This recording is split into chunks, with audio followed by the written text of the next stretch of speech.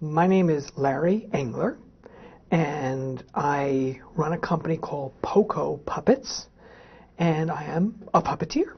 And I've been doing that since I was a kid. And so for young audiences, I go out and do arts and education workshops. And these workshops usually have at least 3 components. And one is how to make simple puppets, and the other is how to bring the puppets to life, and the third component is what are the different kinds of puppets and where do they come from all over the world. There, I can talk without moving my lips. It's really very easy. There's nothing to it. Puppetry is a very unique art form in the sense that in this art form, which is an ancient art form, usually the puppeteer makes his own or her own instrument. Typically, the ballet dancer does not make shoes and tights and everything, or the percussionist typically does not make the drums. But in puppetry, not always, but typically, part of the art form is making the puppet and also then bringing it to life. And, I think that we all have that in us, that there's a fascination with imbuing something with life. I always consider myself to be really in the imagination business. And puppetry is just the medium I use.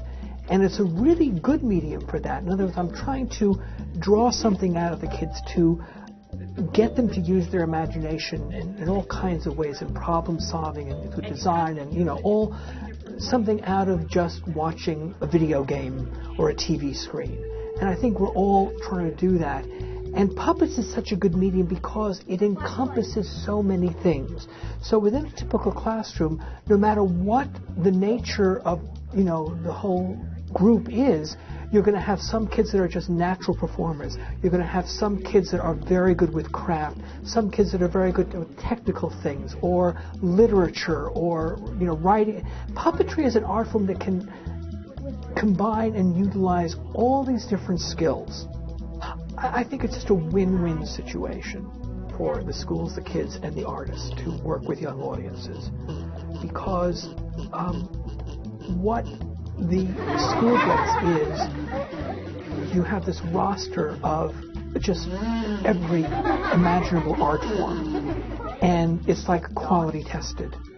All those artists have been, watched and honed and have experience and, work constantly in school groups. So you're getting the most expert arts and education people. And in one-stop shopping, you have this whole roster.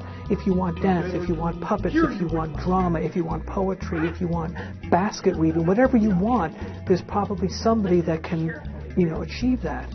And so, the kids can have all this opportunity and one year after the other to experience all these different art forms. And since the artists themselves communicate with the young audiences, you'll see so much wonderful overlap between what we do. In other words, concepts and things will overlap between dance and photography, and because we watch each other perform and we talk with each other.